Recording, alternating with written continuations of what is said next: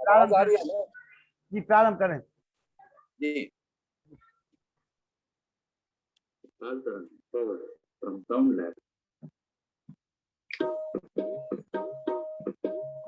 बहुत ही प्रसिद्ध भजनोपदेशक जी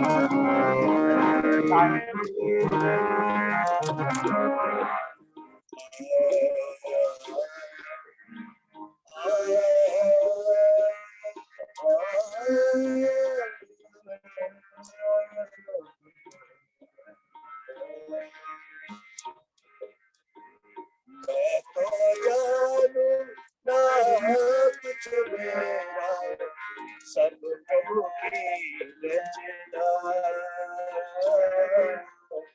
प्रभु को बना ले अपना। मैं तो जानू ना कुछ मेरा, सब प्रभु की रचना। प्रभु को बना ले अपना।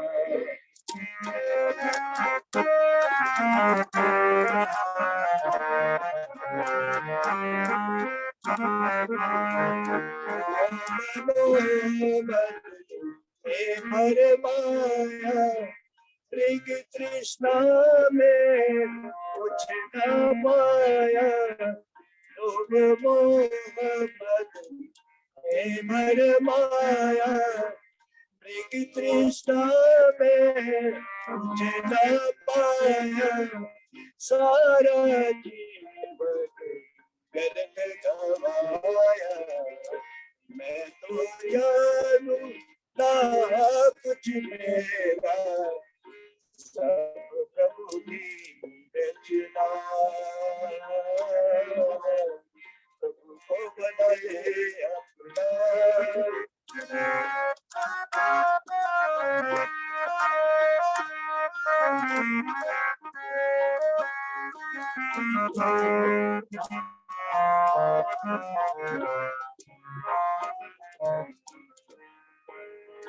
संगी साथी गीत बनाया, वक्त पड़ा कोई काम न आया। संगी साथी गीत बनाया, वक्त पड़ा कोई काम न आया। क्यों न प्रभु को नीत बनाया। मैं तो जानू ना कुछ मेरा, सब प्रभु की रचना। प्रभु को बना ले अपना।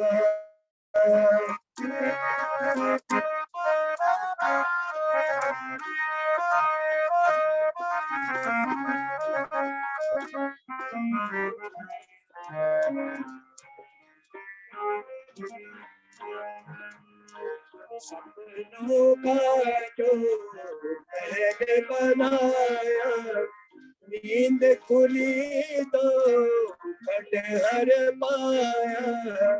सपनों का जो मैंने बनाया, नींद खुली तो खंडहर पाया। मन का मंदिर काम लाया। मैं तो जानू ना कुछ मेरा, सब प्रभु की रचना। प्रभु को बना ले अपना।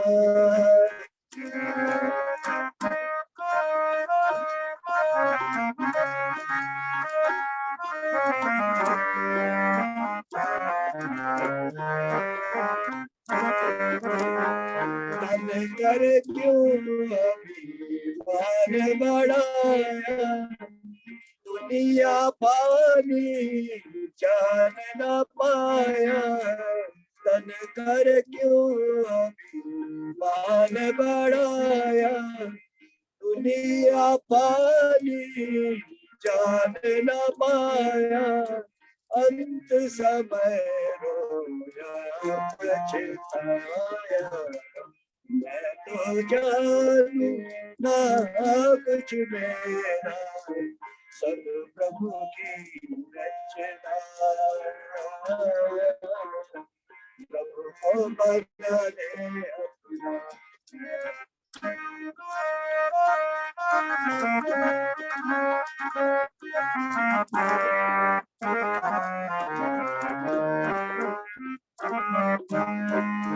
अब भी क्या तू जाग न पाया, झूठ फरेब क्यों छोड़ न पाया। अब भी क्या तू जाग न पाया, झूठ फरेब क्यों छोड़ न पाया। मान जाकर जीवन जाया, मैं तो जानू ना कुछ मेरा, सब प्रभु की रचना। प्रभु को बना दे अपना, प्रभु को बना ले अपना, प्रभु को बना ले अपना। प्रभु को बना ले अपना। बहुत ही मधुर भजन हमारे सम्मानित ललित मोहन सायनी जी, जो बहुत अच्छे शास्त्रीय संगीत के मर्मज्ञ हैं और खुद भजन लिखते हैं। ये देखिए आप इस उम्र में भी, और जब हम उनको जोश को देखते हैं तो निश्चित रूप से हमें उनको नमन करने का मन करता है। और हमारा सौभाग्य है कि वो हमारे बीच में हैं। जी भैया जी कह दे। मैंने तो यूट्यूब पे देख के सीखी। हाँ, कई लोग बता रहे थे, वो कमेंट कर रहे थे कि भैया उनसे ये कहो कि हम लोगों को ये राज बताए क्या है। हमने कहा बिल्कुल जरूर पूछ लेंगे हम। जरूर बताएंगे, जरूर। चलिए जी, हाँ जी प्रारंभ करें। तेरी दया ईश्वर हमारी बुद्धि को श्रेष्ठ मार्ग पर चलाओ। दाता हमारी बुद्धि को वेद मार्ग पर चलाओ। उपस्थित कार्यक्रम के संयोजक आदरणीय श्री लखनलाल आर्य जी, कार्यक्रम में प्रतिदिन अपना योगदान दे रहे आदरणीय पूज्य श्री ललित साहनी जी, उपस्थित इस चर्चा को सुन रहे समस्त आर्यजन, धर्म प्रेमी बंधु, वंदनी मातृशक्ति। कल जो मैंने चर्चा प्रारंभ की थी कि चाणक्य जी महाराज ईश्वर के ध्यान में बैठते हैं और विचार करते हैं कि वो परमपिता परमात्मा, उसका एक नाम विश्वम्भर आता है। और कितनी सुंदर व्यवस्था उस परमपिता परमात्मा ने प्राणियों के लिए इस सृष्टि के अंदर की है। समस्त पदार्थ, कोई भी ऐसी वस्तु नहीं है जिसके लिए उसको बाहर जाने की आवश्यकता पड़े। और बच्चे का निर्माण करने के लिए, बच्चे का पालन पोषण करने के लिए कितनी सुंदर व्यवस्था दी है। सर्वप्रथम माता के द्वारा बच्चे का निर्माण होता है। बच्चे के पैदा होने से पूर्व माँ के उर में दूध भर देता है परमपिता परमात्मा। अच्छा बताइए, जो भोजन माँ पहले करती थी वही उस समय करती है जिस समय गर्भावस्था होती है। कोई अलग से भोजन नहीं करती है, परंतु जैसे ही बच्चा गर्भ में आता है, माता के उर में दूध बनना प्रारंभ हो जाता है। बच्चा कहता है कि प्रभु, माँ के दूध को पी करके मेरा पेट नहीं भरता। तो दूसरी माता परमपिता परमात्मा ने दी है, गाय माता। गाओ विश्वस्य मातरः। गाय के दूध को पी करके हमारे जीवन का निर्माण होता है, हमारा शरीर बढ़ता है, हमारे जीवन के लिए आवश्यक तत्वों की पूर्ति होती है। तो चाणक्य जी महाराज सोचते हैं, कहते हैं कि प्रभु, जब आयु बढ़ती है तो भूख भी बढ़ती है, और अब आयु ऐसी हो गई है कि मैं गाय के दूध को पी करके भी मेरी भूख शांत नहीं होती। तो परमपिता परमात्मा तीसरी माता हमको प्रदान करते हैं, और वो कौन सी है? तो कहा है माता भूमि पुत्रो अहम पृथिव्या। तीसरी माँ हमारे लिए उस परमपिता परमात्मा ने जो दी है वो है धरती माता। बहुत सुंदर लिखा है।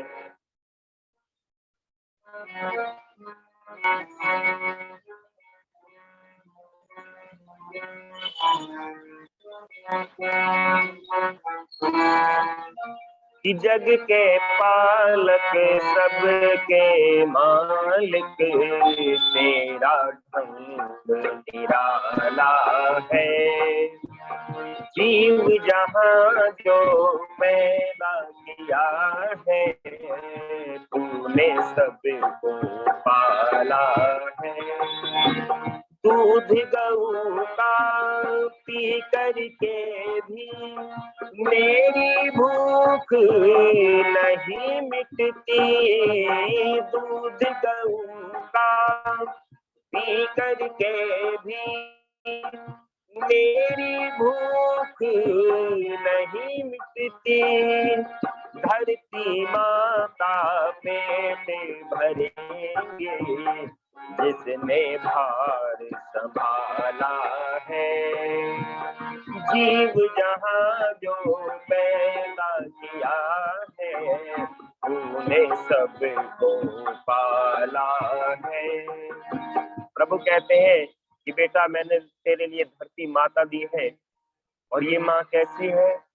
तो बहुत सुंदर कवि ने लिखा है, मानो धरती माता के शब्दों को कवि ने समझाने का प्रयास किया है। मानो धरती माँ की आवाज को अपने शब्दों से कह रहे हैं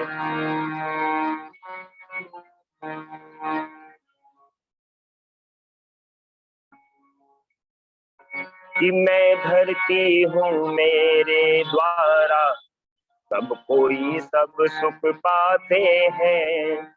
मैं सबकी आधारभूत हूँ मेरे आश्रित सब आते हैं। मैं धरती हूँ मेरे द्वारा सब कोई सब सुख पाते हैं।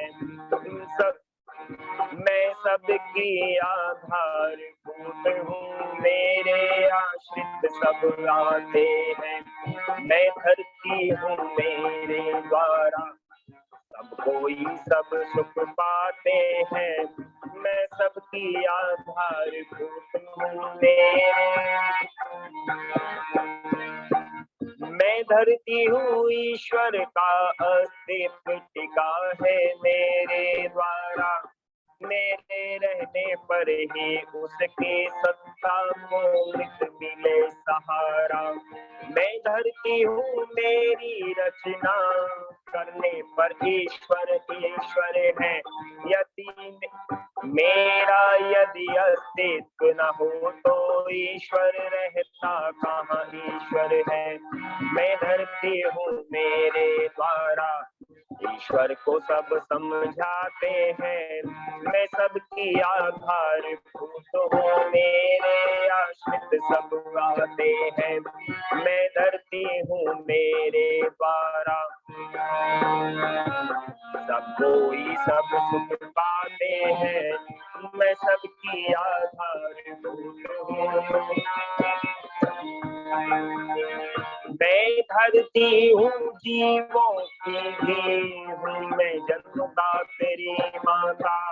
मेरे द्वारा ही जीवों का भी अस्तित्व दृष्टि में आता।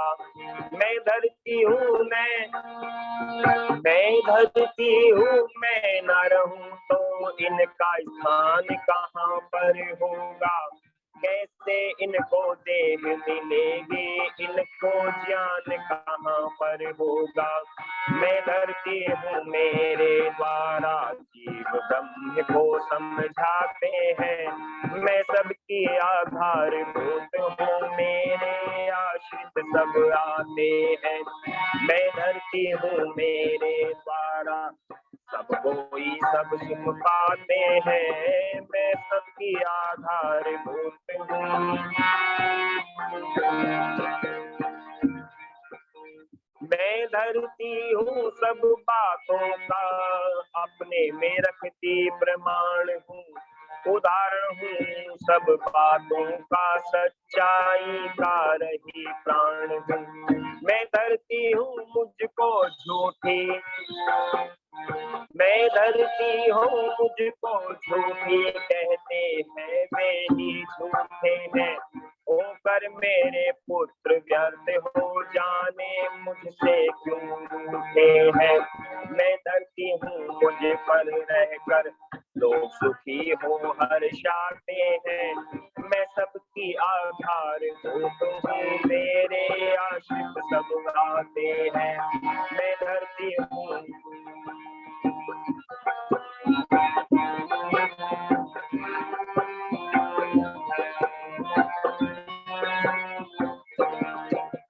मैं धरती हूँ अन्न वस्त्र इत्यादि सभी कुछ देने वाली, पालन पोषण सबका करती करती हूँ सबकी रखवाली। मैं धरती हूँ मुझे छोड़कर मिश्र कहीं पर जा सकता है, मुझे छोड़कर क्या मानव कोई ईश्वर गुण गा सकता है। मैं धरती हूँ मुझ पर रहकर हर कोई इतराते हैं। मैं धरती हूँ मैं सबकी आधारभूत हूँ, मेरे आश्रित सब गाते हैं। मैं धरती हूँ मेरे द्वारा ही सब कुछ सब तुम पाते हैं। मैं सबकी आधारभूत हूँ, मेरे आश्रित सब गाते हैं। धरती माता के बिना हमारा क्या सृष्टि का भी निर्माण संभव नहीं है। इसीलिए कहा है जो धरती है ये हमारी माता है। और क्या क्या इस धरती के अंदर उस परम पिता परमात्मा ने इस धरती के गर्भ के अंदर क्या क्या भर रखा है। अच्छा, जितने भी पदार्थ हमारे जीवन के लिए उपयोगी है, क्या वो सारे इस धरती के अंदर नहीं भरे। बहुत सुंदर कवि ने समझाने का प्रयास किया है।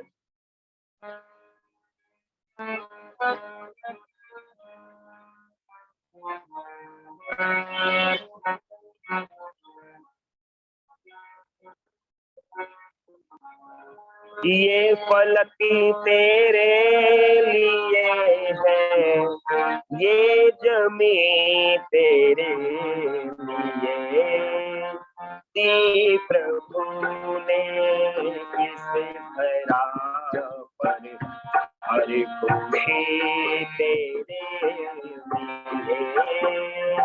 दी प्रभु ने इस धरा पर हर खुशी तेरे लिए। ये फलक तेरे लिए है, ये जमीन तेरे लिए,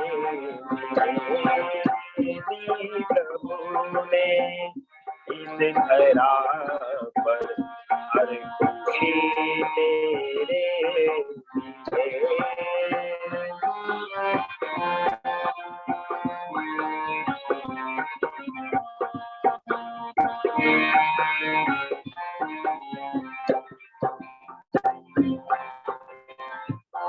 सूर्य में गर्मी भरी है और सोने में चमक, बादलों में पानी भरा है और बिजली में दमक, चांद भी फैला रहा है, चांदनी तेरे लिए, प्रभु ने इस धरा पर हर खुशी तेरे।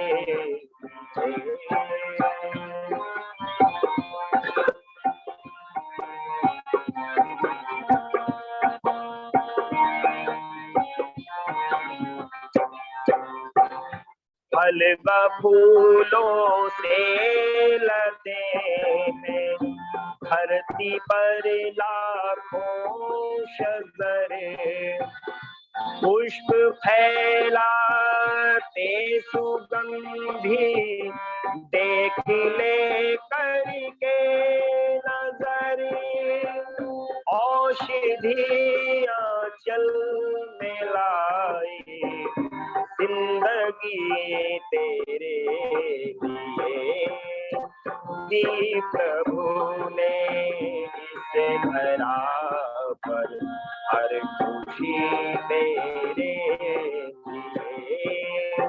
दी प्रभु ने इस धरा पर।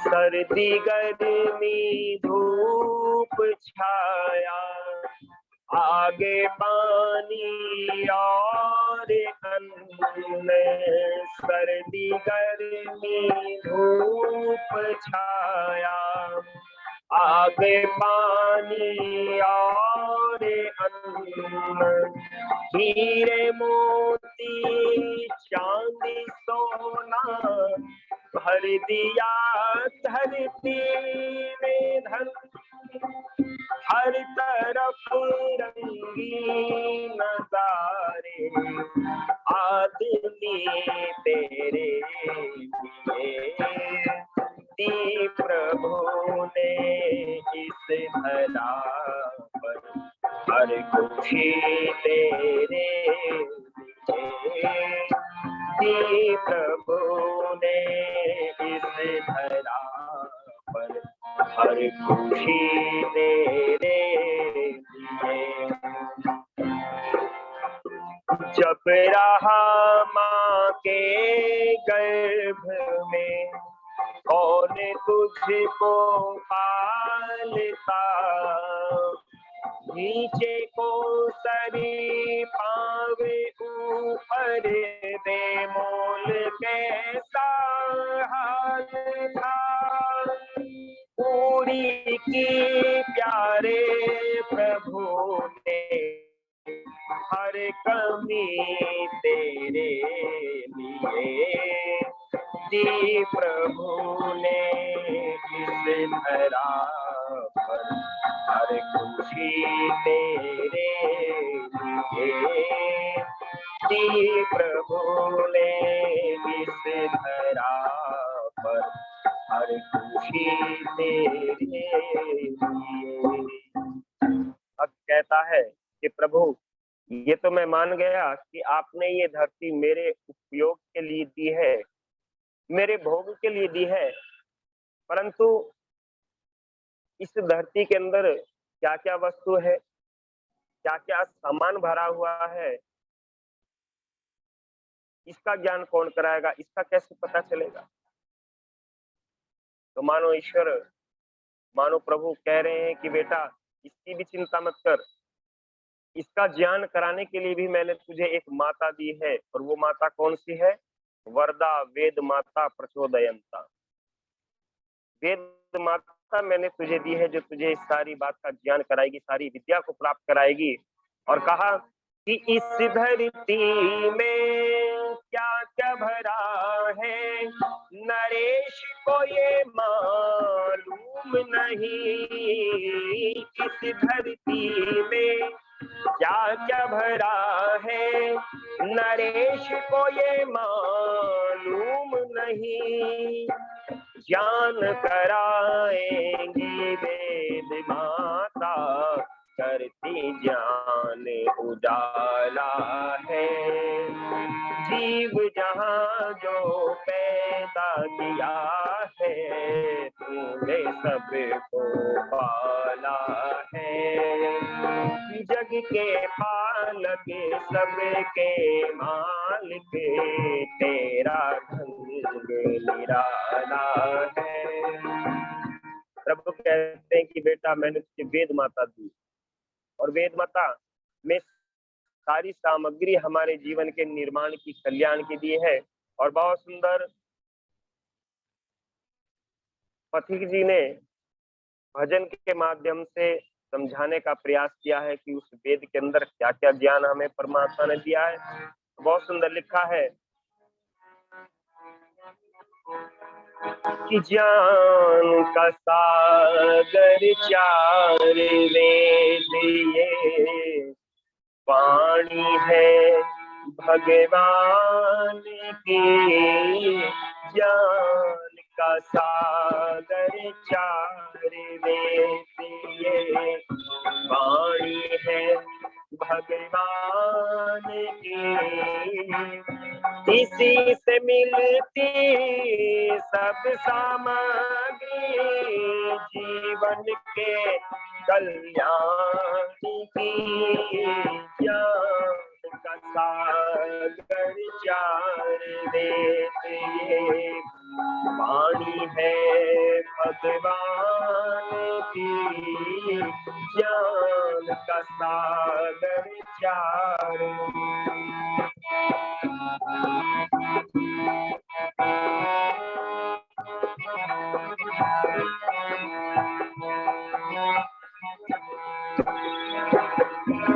सब सत्य विद्याएं जग में प्रकट वेद से होती है।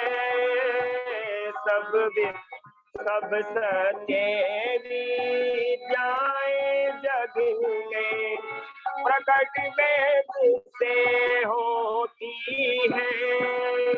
यहाँ पे आकर सब नदियाँ पृथ्वी का आंगन धोती है। उसको जीवन सार मिला हो, उसको जीवन सार मिला।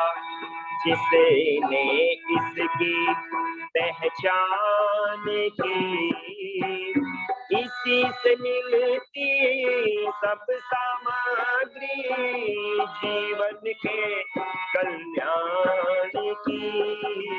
ज्ञान का सागर चार वेद ये वाणी है भगवान की।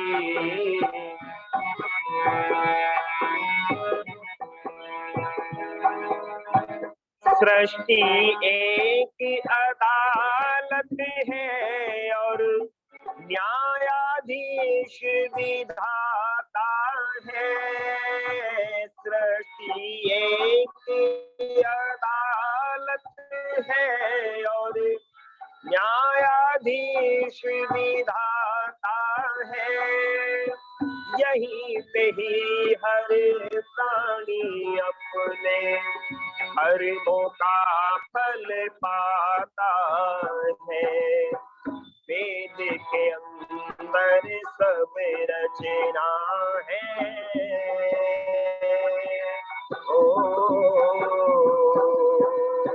वेद के अंदर सब रचना है।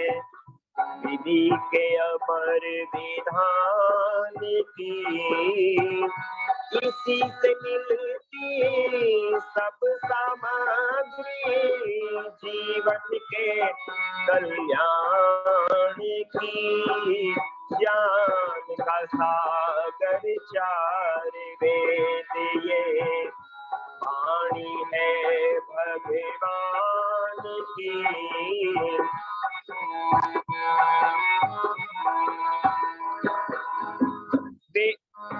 धन्य धन वेद का पढ़ना और पढ़ाना परम धर्म कहलाता है।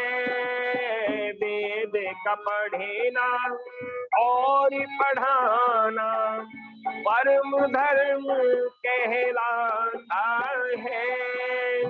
सुनना और सुनाना भी कर तव्य बताया जाता है। वेद ही असली दौलत है। ओ वेद ही असली दौलत है।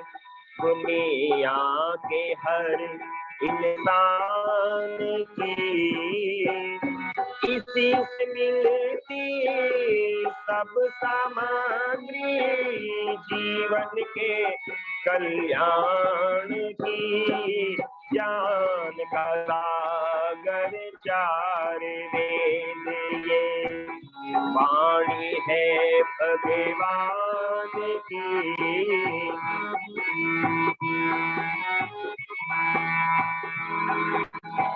धन्य धन्य भारत भूमि जिसे परिवेदों का गान हुआ। धन्य धन्य भारत भूमि जिसे परिवेदों का गान हुआ। वेद का अमृत पिला पिलाया तब ये देश महान हुआ। पथिक पुण्य भूमि है यह तो,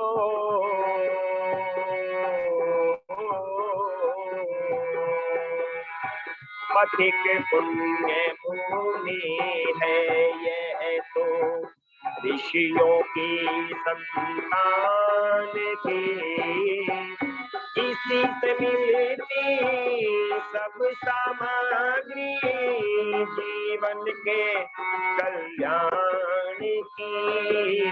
ज्ञान का सागर चार वेद ये वाणी है भगवान की। ज्ञान का सागर चार वेद। ईश्वर कहते हैं बेटा मैंने तुझे सारा ज्ञान इस वेद रूपी पुस्तक में, वेद के माध्यम से तुझे दे दिया है। अब तू इस वेद के अनुसार अपने जीवन को चला। कितनी सुंदर व्यवस्था उस परमपिता परमात्मा ने हमारे लिए की है। और अगर हम फिर भी उसके उपकार को ना माने तो फिर हमें एक पाप लगता है जिसको विद्वान कहते हैं कृतघ्नता का पाप। और कृतघ्नता इस संसार में सबसे बड़ा पाप है जिसका कोई प्रायश्चित नहीं है। इसलिए हम क्या करें, हम ईश्वर का गुणगान करें, उसका मनन करें, उसका धन्यवाद करें। कृतघ्नता के विषय में जो कल का कार्यक्रम रहेगा उसमें थोड़ी सी मैं चर्चा रखने का आपके सामने प्रयास करूंगा। कल ध्यान पूर्वक सुन रहे हैं। कल पूरा 1 घंटे का समय रहे, कल 1 घंटे का समय रहेगा कल से आपका लगातार। ठीक है हरी। और हम सभी का सौभाग्य है कि हमारे पंडितों के महापंडित डॉक्टर व्यासचंद्र शास्त्री जी आज एक नए मेहमान के साथ में आए हैं। उनका वंदन अभिनंदन स्वागत करते हैं। हमारे बीच में ललितपुर के CWC के मेंबर सम्मानित श्री वासुदेव जी और बीड़ावादनी इंटर कॉलेज के प्रधानाचार्य RSS यशस्वी राष्ट्रभक्त हमारे बड़े भाई सम्मानित मनोज कुमार तिवारी जी सभी का, और लक्ष्मण पाहुजा जी जो हमारे दिल्ली के आर्य समाज के बहुत कर्मठ पदाधिकारियों में जिनकी आपकी गिनती आती है। लक्ष्मण पाहुजा जी, उनका बहुत बहुत स्वागत है। आचार्य भवदेव शास्त्री जी हमारे बीच में, सम्मानित भवदेव शास्त्री जी आइए।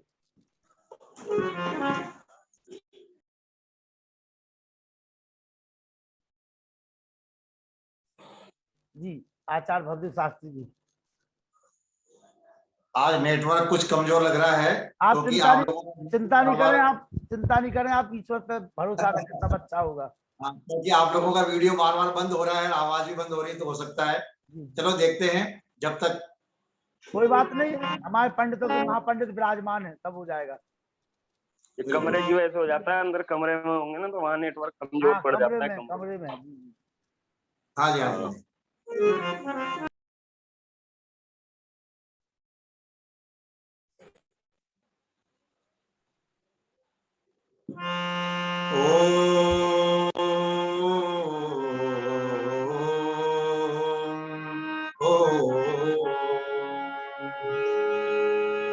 यो भूतं च भव्यं च सर्वं यश्चादितिष्ठति स्वर्यस्य च केवलं तस्मै ज्येष्ठाय ब्रह्मणे नमः।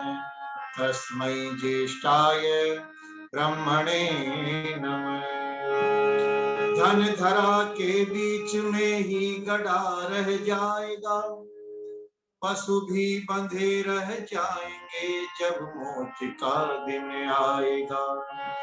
नारी घर के द्वार तक ही साथ देगी लोक में, मित्र दल मर घट के आगे मुंह नहीं दिखलाएगा।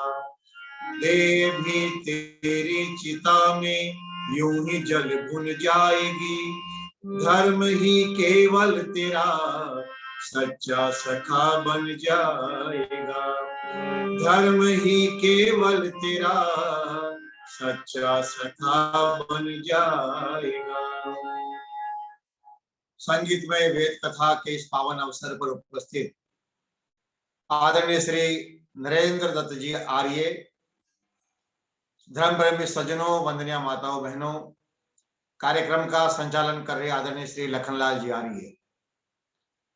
हम पिछले 4 दिनों से वेद के विभिन्न मंत्रों पर चर्चा कर रहे हैं और जैसा कि मेरे से पूर्व हमारे भाई ने आपको बताया कि वेद परमात्मा की वाणी है और सृष्टि के शुरुआत में परमात्मा ने 4 ऋषियों के हृदय के अंदर वेदों का ज्ञान दिया। कई बार लोग ये प्रश्न करते हैं कि परमात्मा ने वेदों का ज्ञान क्यों दिया, क्या आवश्यकता थी इसकी।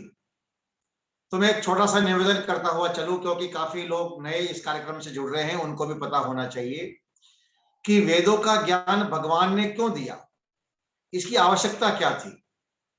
सज्जनों, आप जब मार्केट से कोई मशीन खरीद कर लाते हैं, मोबाइल आप खरीदते हैं, आप फ्रिज खरीदते हैं, कोई भी मशीन आप खरीदते हैं, तो उस मशीन के साथ में एक छोटी सी बुकलेट आपको मिलती है, किताब मिलती है।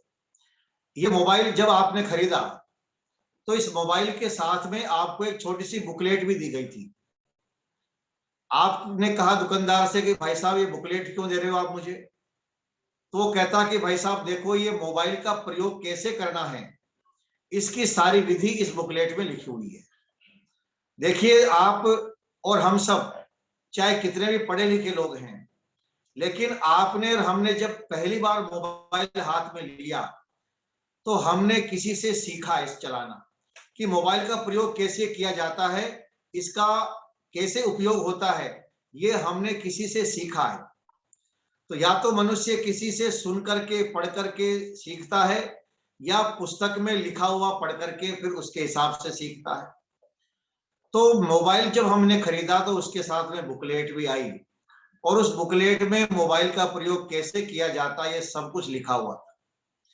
अब दूसरा जो सवाल उठता है वो ये कि उस बुकलेट को किसने लिखा।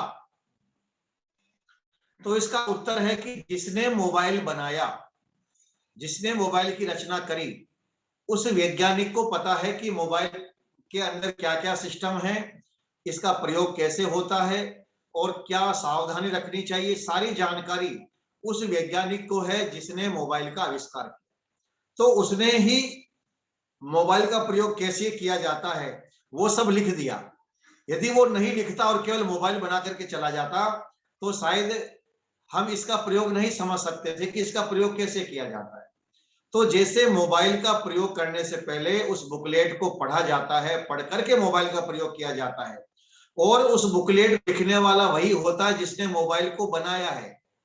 इसी प्रकार से जब ये परमात्मा सारे संसार की रचना कर देता है, सारे संसार को बना देता है, और जब मानव उत्पन्न होते हैं इस संसार के अंदर, तो परमात्मा के सामने भी ये समस्या आती है कि आखिर ये मानव इस सृष्टि का उपयोग करेगा कैसे, क्योंकि बिना ज्ञान के मनुष्य संसार में अपना विकास नहीं कर सकता।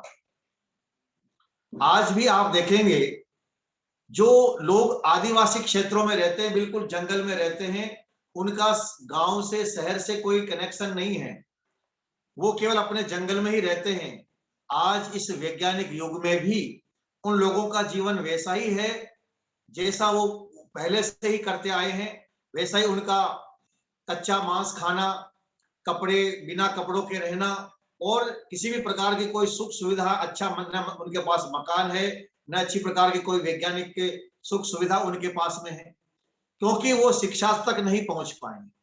तो सज्जनों, मनुष्य को जब तक शिक्षा न दी जाए, जब तक मनुष्य को सिखाया न जाए तब तक मनुष्य कुछ भी नहीं सीखता है। दो प्रकार का ज्ञान बताया है, एक स्वाभाविक और एक नैमित्तिक ज्ञान। स्वाभाविक ज्ञान, एक पशु है, उसका भैंस का बच्चा पैदा हुआ और पैदा होने के बाद में 1 घंटे बाद उसको आप पानी में छोड़ दोगे तो वो तैर करके तालाब को पार हो जाता है। ये उसका स्वाभाविक ज्ञान है।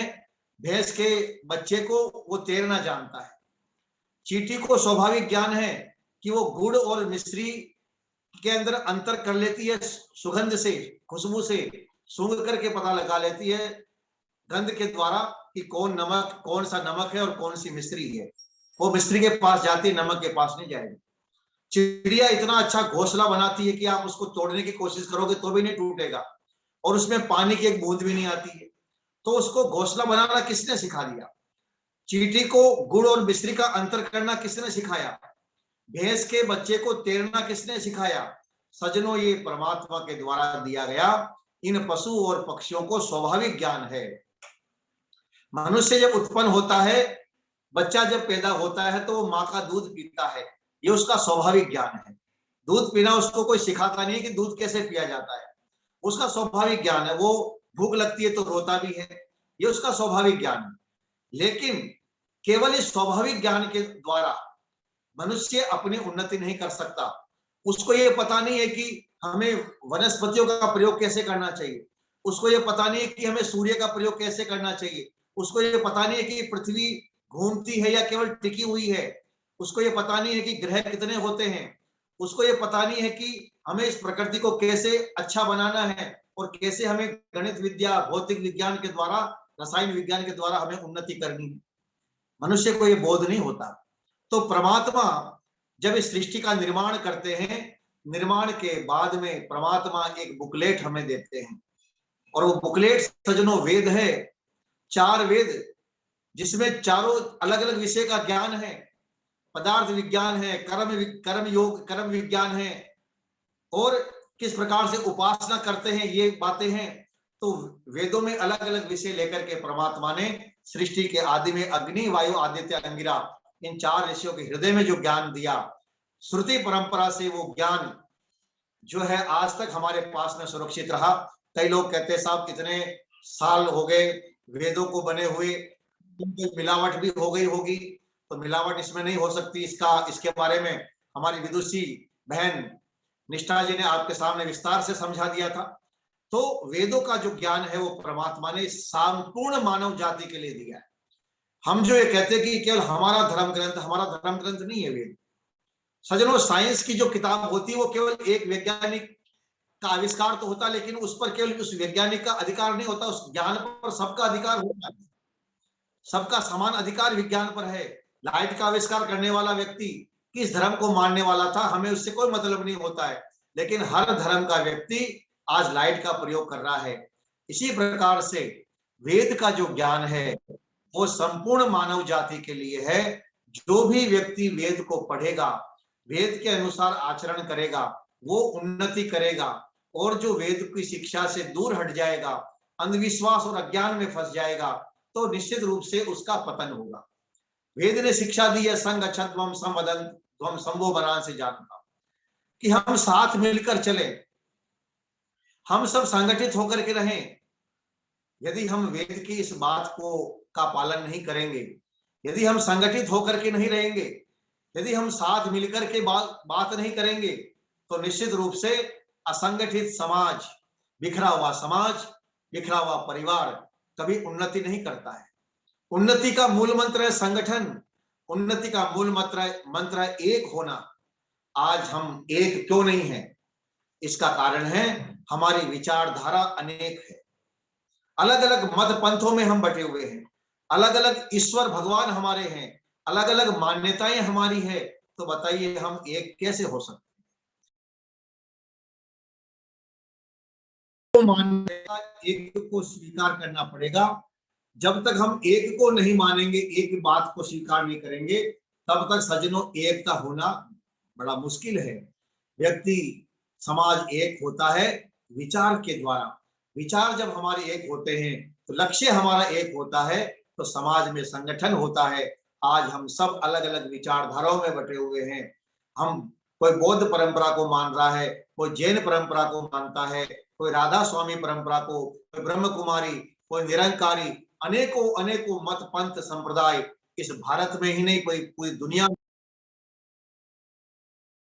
है। इसका परिणाम यह है कि आज हर मानव एक दूसरे से अलग रास्ते पर चल रहा है। सजनों, वेद कहता है संग छद्वम, साथ मिलकर चलो, साथ मिलकर के बोलो। क्यों? क्योंकि हम सब मानव एक हैं, हम सब ईश्वर के पुत्र हैं। माँ है और हम सब इसके पुत्र हैं। अब आप सोचिए, एक माँ के जो पुत्र होते हैं वो अनेक नहीं होते, वो एक ही होते हैं। वो उनमें एकता होती है, उनमें आपस में प्रेम होता है। तो धरती को जब हमने कह दिया कि धरती हमारी माँ है और हम सब इसके पुत्र हैं, तो बताइए हमारे में अनेकता कैसे हो सकती है? लेकिन वेद की परंपरा को न समझने के कारण से आज हम जातिवाद में बट गए। जो जातिवाद के कारण से छुआछूत भेदभाव आ गया और इसके कारण से अनेकों कुरीतियां समाज में आ गई।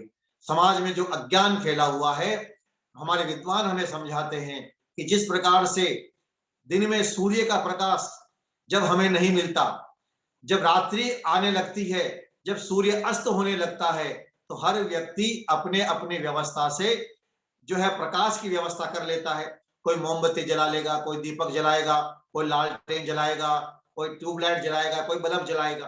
क्योंकि सूर्य का प्रकाश सूर्य अस्त हो गया तो सबने अपने अपने प्रकाश अलग अलग जला लिए। वेद रूपी सूर्य का प्रकाश जब तक हमारे भारत में था, जब तक हम वेद की परंपरा को मानते थे सजनों, तब तक हम विश्व गुरु थे, तब तक हमारा देश सोने की चिड़िया था, तब तक हम उन्नत थे। कई बार लोग इस पर सवाल करते हैं, प्रश्न खड़ा कर देते हैं कि साहब वेद की परंपरा को जब हम मानते थे, क्या हम वास्तव में हमारा देश उन्नति के शिखर पर था? इसका प्रमाण क्या, प्रूफ क्या इसका? तो मैं आपको 2-3 प्रूफ दे देता हूं। हमारे भारत में इतिहास ग्रंथ हैं। सबसे पुराना इतिहास ग्रंथ है रामायण। उसके बाद में दूसरा इतिहास ग्रंथ है महाभारत। कुछ उपनिषदों में भी कुछ घटनाएं आई हैं, कुछ इतिहास का वर्णन है, कुछ और दूसरे ग्रंथों में भी है। तो महाराज मनु ने मनुस्मृति में एक श्लोक, बड़ा प्रसिद्ध श्लोक है, वो लिखते हैं एतद् देश प्रसूतस्य सकाशात् अग्र जन्मने स्वम स्वम चरित्रम शिक्षेरन पृथ्व्याम सर्व मानवा। सभी धरती के सभी मनुष्यों को महाराज मनु आदेश दे रहे हैं कि तुम भारत में आओ और यहाँ आकर के विद्वानों के चरणों में बैठ करके शिक्षा प्राप्त करो, आचरण की शिक्षा प्राप्त करो। तो हमारे देश के लोगों का आचरण इतना उत्तम था कि विदेश के लोग आकर के यहाँ आचरण की, सदाचार की शिक्षा ग्रहण करते थे। रामायण को आप पढ़ेंगे तो रामायण में महाराज दशरथ के राज्य का वर्णन किया है महर्षि वाल्मीकि ने कि अयोध्या का राज्य कैसा था। कामी वान कदर्यो वा नृशंस पुरुष क्वचित द्रष्टुम शक्यम अयोध्यायाम न विद्वान न च नास्तिक। अयोध्या में कोई व्यक्ति कामी नहीं है, व्यभिचारी नहीं है, कोई व्यक्ति कंजूस नहीं है, कोई व्यक्ति किसी की हत्या नहीं करता है, कोई व्यक्ति ऐसा नहीं है जो अनपढ़ हो, सब लोग विद्वान हैं। एक भी व्यक्ति ऐसा नहीं मिलेगा जो यज्ञ न करता हो, हवन न करता हो, और कोई व्यक्ति व्यभिचारी नहीं मिलेगा। इस प्रकार से यहाँ के लोगों का बड़ा उत्तम जीवन है। रामायण में अनेकों श्लोकों के माध्यम से अयोध्या का बड़ा सुंदर रीति से वर्णन किया। विशाल कई कई मंजिले मकान, सड़कें लंबी चौड़ी, अयोध्या के वासियों का शरीर बड़ा सुदृढ़ शरीर, और वहां का आचरण बहुत ऊंचा। अयोध्या के सभी लोग वेदांगों के ज्ञाता। इस प्रकार से अयोध्या का वर्णन महर्षि वाल्मीकि ने किया है। महाभारत जो 5000 साल पहले हुआ है, महर्षि वेदव्यास लिखते हैं अवर्षम चाति वर्षम च व्याधि पावक मूर्छनम सर्वम तद तद आसित धर्म नित्य युधिष्ठिरे। जब युधिष्ठिर का राज्य था हमारे देश में, तो उस समय किसी प्रकार की कोई प्राकृतिक आपदा, प्राकृतिक समस्याएं देश में नहीं होती थी। कभी अकाल नहीं पड़ता था, कभी अतिवृष्टि नहीं होती थी, और कहा न च स्त्रियं प्रजानाति कश्चित अप्राप्त यौवन है। और कोई भी स्त्री जब तक युवती नहीं होती थी तब तक विवाह नहीं करती थी। और लिखा है न बाले एवं मृत्य तदा, और कभी किसी बालक की मृत्यु नहीं होती थी। तो ऐसा उन्नत देश हमारा रहा है। और उसके बाद में भी जब आप चाणक्य का समय पढ़ेंगे, मेगास्थनीज और फाहियान की यात्रा विवरण पढ़ेंगे, तो कैसी हमारी सामाजिक व्यवस्था रही, कैसी प्रकार की हमारे यहाँ देश की गुरुकुलीय व्यवस्था रही, शिक्षा व्यवस्था रही। अब आप देखिए, हमें को जो इतिहास पढ़ाया गया, उस इतिहास में कैसे कैसी बातें हमको बताई कि भारत के लोग तो अनपढ़ थे, गंवार थे, जंगली थे। जब अंग्रेज भारत में आए तो उन्होंने इन भारतीयों को सभ्य बनाया। और वेदों के बारे में लिखा कि वेद तो भांडों के, जो गडरियों के गीत हैं, जो लोग जानवर चराते हुए गीत गाते हैं, ये वेद तो इस प्रकार के जो है गडरियों के गीत हैं। इस प्रकार के वेदों के बारे में हमें समझाया गया और हमारे मन में भावना बैठ गई कि वास्तव में वेद तो कुछ भी नहीं है और हम अपने असली ज्ञान से दूर हो गए।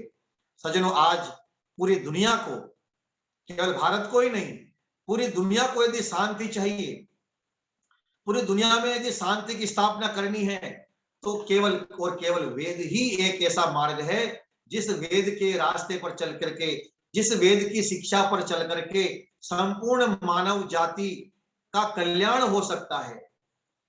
आप बाइबिल, कुरान आदि इन ग्रंथों को पढ़ेंगे, पता लगेगा इनमें कितनी बातें ऐसी है जो पूरी तरह से विज्ञान के विरुद्ध है, कितनी बातें ऐसी है जो सामाजिक, जो हमारा परिवेश है उसके विरोध है, कितनी बातें ऐसी है जो आपस में एक दूसरे को लड़ाने की बात कही जा रही है, या एक दूसरे को मारने और काटने की बात कही जा रही है, और कितनी ऐसी बातें हैं जो पूरी तरह से विज्ञान के भी विरुद्ध है।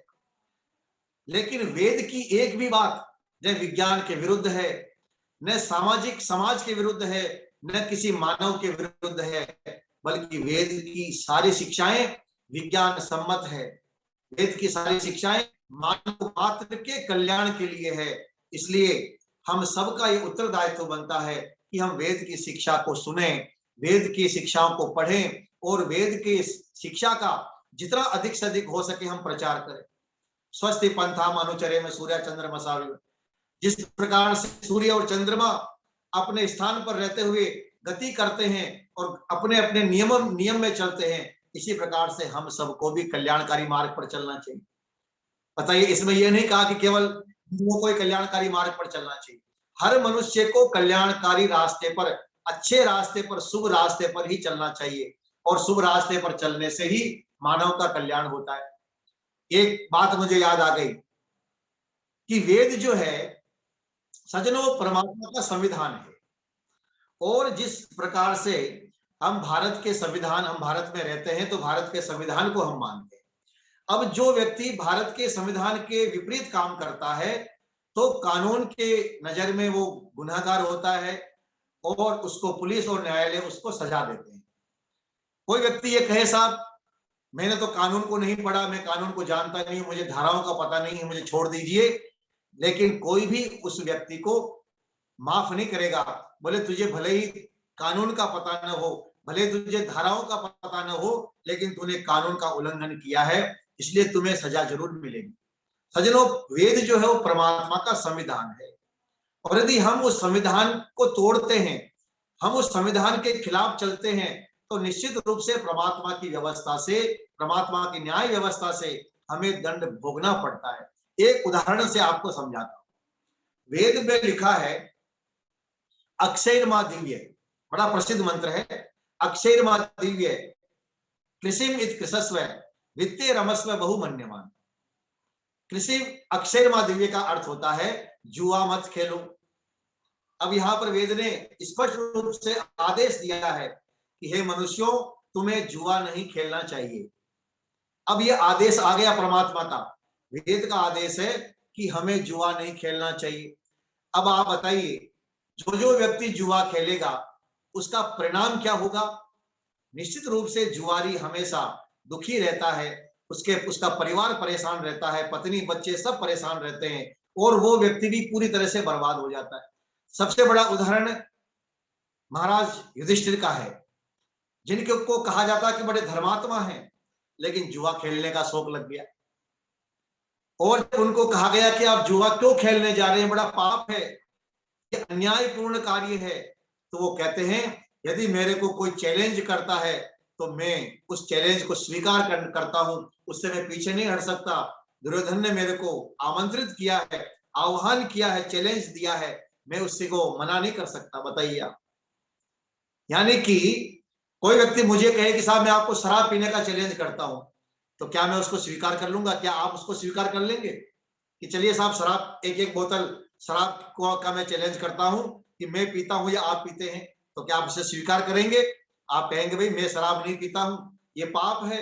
वो कहेगा साहब आप हार गए, तो आप कह सकते हो सर ठीक है मैं हार गया, लेकिन आप शराब नहीं पिएंगे। लेकिन युधिष्ठिर ने क्या गलती करी? जुआ के लिए उसे आमंत्रित किया और उसने उस निमंत्रण को स्वीकार कर लिया। अक्षय माधवीय वेद ने कहा जुआ मत खेलो, युधिष्ठिर ने जुआ खेल लिया। परिणाम क्या हुआ आप सब जानते हैं। परिणाम एक वेद की आज्ञा का पालन न करने का परिणाम होता है कि पांचों भाइयों को वन में रहना पड़ता है, अज्ञातवास में नौकर बनकर के काम करना पड़ता है। अरे युधिष्ठिर जो चक्रवर्ती सम्राट है, उस चक्रवर्ती सम्राट को भी एक कंक के रूप में राजा विराट के यहाँ नौकरी करनी पड़ती है, वेद की एक आज्ञा का उल्लंघन करने का परिणाम। और कौरवों का भी विनाश हुआ। भरी सभा के अंदर द्रौपदी जैसी सती स्त्री का अपमान जुआ खेलने का ही दुष्परिणाम होता है। तो सज्जनों, महाभारत की ये घटना हमें शिक्षा दे रही है कि वेद की एक शिक्षा को न मानने का परिणाम कितना बड़ा भयंकर होता है। वेद ने कहा जुआ मत खेलो, अरे शॉर्टकट रास्ते से धन मत कमाओ। जुआ खेलने का अर्थ है कि कोई भी ऐसा काम कि हम बस धन जल्दी से जल्दी मेरे पास आ जाए, ऐसा कोई काम मत कीजिए, क्योंकि वेद ने बड़ा सुंदर हमें उपदेश दिया। ईसा वास्यम इदम सर्वम यद किंचन जगत्याम जगत तेन त्यक्तेन भुंजिता मां गृधः कस्य स्विद्धनम। मां गृधः कस्य स्विद्धनम एक वाक्य है वेद का, और यदि इस एक वाक्य को पूरी दुनिया स्वीकार कर ले, पूरी दुनिया मानने लग जाए केवल एक वाक्य मां गृधः कस्य स्विद्धनम, बस इतनी सी बात, और कोई वेद की बात माने ना माने, इस एक बात को मान ले तो पूरी दुनिया से भ्रष्टाचार समाप्त हो जाएगा, पूरी दुनिया से रिश्वतखोरी समाप्त हो जाएगी, लूट खसोट समाप्त हो जाएगी, एक दूसरे की जमीन पर कब्जा करके लोगों का कत्ले आम करना है, ये सब समाप्त हो जाएगा। वेद का आदेश है मां गृधः कस्य स्विद्धनम, किसी के धन, दूसरे के धन का लालच मत करो। बताइए आप, कितनी सुंदर शिक्षा वेद ने दी है। और जिसने लालच किया है उसको उसका दुष्परिणाम भोगना पड़ा। जो लोग रिश्वत लेते हैं जब पकड़े जाते हैं तो बदनामी भी होती है, सारा पैसा भी चला जाता है, और जो कमाया वो भी चला जाता है, जो लिया वो भी चला जाता है। और कई कई तो ऐसे अफसर होते, इतने लालची अफसर होते हैं, हम कई बार अखबार में हमें पढ़ने को मिलता है कि रिटायरमेंट का समय नजदीक आ गया और रिटायरमेंट होने वाला है, 5 बजे रिटायरमेंट का फंक्शन होने वाला है, और वो अफसर उसके रिटायरमेंट की तैयारियां उसके घर पर हो रही है, उसके ऑफिस के लोग रिटायरमेंट की तैयारी कर रहे हैं कि साहब को 5 बजे पार्टी देंगे, स्वागत करेंगे, विदाई देंगे, और साहब जो है 3 बजे रिश्वत लेते हुए पकड़े जाते हैं। बताइए आप, एक लोभ, केवल एक व्यसन के कारण से उसका विनाश हो गया, बदनामी हो गई, रिटायरमेंट की समस्या हो गई, जो पेंशन का सारी व्यवस्था थी वो सब खराब हो गई, रिश्तेदारों में, मित्रों में, सब जगह बदनामी हो गई। तो वेद कहता है मां गृधः कस्य स्विद्धनम, दूसरे के धन का लालच मत कीजिए। ये रिश्वत लेना क्या है, ये भ्रष्टाचार करना क्या है, ये दहेज लेना ये क्या है, ये सब दूसरे के धन को हड़पना, दूसरे के धन को छीनने की प्रवृत्ति है, और वेद ने इसके लिए मना किया है। तो जो व्यक्ति इस आदेश का, इस नियम का, इस कानून का उल्लंघन करता है, उसको सज्जनों उसका परिणाम भोगना ही पड़ता है। इसलिए वेद का जो आदेश है वो सार्वभौमिक है। मैंने आपसे शायद कल या परसों एक बात कही थी कि वेद के एक पंक्ति में इतनी ताकत है कि वो पूरी दुनिया में सुख शांति स्थापित कर सकती है। और वो मंत्र क्या है वो मैंने अभी बोला आपके सामने, ईशावास्यम इदम सर्वम। ईशावास्यम इदम सर्वम, बस इतनी सी बात, पूरी दुनिया इस एक बात को स्वीकार कर ले कि भाई दुनिया में जो कुछ भी है वो सब भगवान का है, और दुनिया में जो कुछ भी दिखाई दे रहा है उस सब के अंदर परमात्मा व्यापक है, परमात्मा समाया हुआ। तो बताइए, जब हम इस बात को मान लेते हैं, स्वीकार कर लेते हैं कि ये सारा संसार उस ईश्वर की रचना है, मुझे भी परमात्मा ने बनाया है, मेरे सामने वाले को भी परमात्मा ने बनाया है, तो बताइए धर्म के नाम पर, जातियों के नाम पर, देशों के नाम पर जो आपस में एक दूसरे का हम कत्ल कर रहे हैं, ये सब मिट जाएगा। वेद की एक एक शिक्षा में, एक एक पंक्ति में इतनी ऊंची शिक्षा है। संपूर्ण मानव जाति का कल्याण सजनों वेद के आधार पर ही हो सकता है, और दूसरे किसी भी ग्रंथ में ताकत नहीं है। मैं ज्यादा दूसरे ग्रंथों की आलोचना नहीं करूंगा, क्योंकि आजकल बड़ी समस्याएं खड़ी हो जाती हैं। आप पढ़ें, आप बाइबल पढ़िए, आंखें खुल जाएगी आपको। जब बाइबल की वो आयतें आप पढ़ेंगे जिनमें किस प्रकार की बातें लिखी हुई है कि मैं कत्लेआम करवाने आया हूं, मैं भाई भाई को लड़ाने आया हूं। आप कुरान पढ़िए, पता चलेगा। आप और दूसरे ग्रंथ पढ़िए, आपको पता चलेगा। लेकिन एक तरफ आप वेद पढ़िए, पता चलेगा आपको कि वेद ही संसार की सबसे पुरानी ग्रंथ है, पुरानी पुस्तक है। वेद की कोई भी बात विज्ञान विरुद्ध नहीं है। वेद में कहीं पर भी एक दूसरे मनुष्य को मारने का विधान नहीं लिखा है, बल्कि वेद तो संपूर्ण मानव जाति की उन्नति की बात करता है। सजनों, वेद में वर्ण व्यवस्था है, बड़ा विवादास्पद विषय है आजकल वर्ण व्यवस्था। और क्योंकि वर्ण व्यवस्था को लोग समझते नहीं है, जानते नहीं है, इसलिए सीधी आलोचना करना शुरू कर देते हैं। वेद कहता है ब्राह्मणोस्य मुखम आसीत बाहुराजन्य कृत पुरु तदस्य द्वेष्य पदभ्याम शूद्रो जायते। एक अलंकारिक वर्णन है ये। हमारे शास्त्रों में जो है कई बातें विद्वान जो है अलंकारिक रूप से समझाते हैं, लेकिन हम क्योंकि साहित्य नहीं पढ़ते हैं तो हमें लगता है कि ये बातें बिल्कुल वैसी की वैसी हूबहू है, और हम फिर उस बात को न समझ करके उसकी हम आलोचना शुरू कर देते हैं। सजनों, संस्कृत भाषा में अलंकार होते हैं, उपमा अलंकार है, रूपक अलंकार है, अतिशयोक्ति अलंकार है, और भी बहुत सारे अलंकार होते हैं। तो उन अलंकारों का प्रयोग भी वेद में भी है और दूसरे साहित्य और संस्कृत के ग्रंथों में भी है। हम उन अलंकारों को ऐसे ही एज इट इज समझ लेंगे तो फिर मामला पूरा गड़बड़ हो जाएगा, फिर तो अर्थ का अनर्थ हो जाएगा। जैसे एक आतंकवादी भारत में आता है और आतंकवादी ने आकर के कहीं बम विस्फोट कर दिया, उसमें 2-3 लोग मर गए, तो अखबार में हेडिंग आ जाती है कि आतंकवादियों के बम से देश पूरा दहल गया। दहला तो केवल एक छोटी सी जगह दहली है, लेकिन लिखा है जाता पूरा देश ही दहल गया। पूरे देश के अंदर जो है विस्फोट हुआ है, पूरे देश के लोगों जो है उत्तेजित हो चुके हैं। जब हमारे भारत की क्रिकेट टीम जीतती, हम कहते हैं भारत जीत गया, इंडिया जीत गया। तो जीती तो केवल टीम है, लेकिन कहा जाता है भारत जीत गया। तो ये अभिधा लक्षणा व्यंजना, ये शब्द शक्तियां होती है। तो हमें इन बातों को भी समझना है, अलंकारों को समझना है। तो मैं आपसे निवेदन कर रहा था कि वेद ने इस शरीर को एक ये माना है कि ये शरीर जैसे हमारा शरीर है वैसे ही समाज है। तो ये जो हमारा हिस्सा है सिर, जिसमें कान है, आंखें हैं, नाक है, वाणी है, त्वचा है, ये 5 क्या है? ये 5 ज्ञानेंद्रियां हैं। ये ज्ञान प्राप्त करती हैं देख करके, सुन करके, सूंघ करके, चख करके और स्पर्श से। तो ये ज्ञान इंद्रियां हैं। तो जो ज्ञान प्राप्त करता है उसे ब्राह्मण कहा जाता है। जैसे शरीर के अंदर सबसे ऊंचा हिस्सा हमारा सिर है, और इस सिर के अंदर जो इंद्रियां हैं वो सब ज्ञान प्राप्त करती है। ऐसे ही समाज में जो व्यक्ति ज्ञान प्राप्त करने का कार्य करेगा वो सिर के समान होगा और उसे ब्राह्मण कहा जाएगा। जो अब आप देखिए दूसरा आता है हमारे हाथ, बाहुराजन्य कृत है। जो हाथ हैं वो क्या करते हैं? वो शरीर की रक्षा, ये ज्ञान प्राप्त नहीं करते हैं, ये रक्षा करते हैं। जब भी कोई हमारे सिर पर चोट मारेगा तो सिर आगे नहीं जाएगा, बल्कि सिर पीछे हट जाएगा और हाथ आगे आ जाएंगे। हाथ अपने ऊपर उस डंडे की चोट को सहन करेंगे, लेकिन वो सिर की रक्षा करते हैं, पूरे शरीर की रक्षा करते हैं। तो जिस प्रकार से हाथ इस शरीर की रक्षा करता है, इसी प्रकार से क्षत्रिय जो होता है वो पूरे समाज की रक्षा करता है। ये इसका भाव है।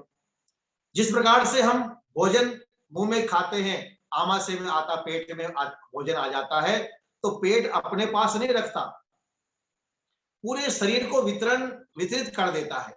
जो भी भोजन जाएगा पेट के अंदर, वो पेट में जाकर के पूरे शरीर तक पहुंचा देता है, पूरे शरीर की एक एक कोशिका तक वो शक्ति पहुंच जाती है। इसी प्रकार से जो वैश्य होता है वो धन कमाता है और धन कमा करके पूरे समाज की व्यवस्था में उस धन को लगाता है, तो ये वैश्य हो गया।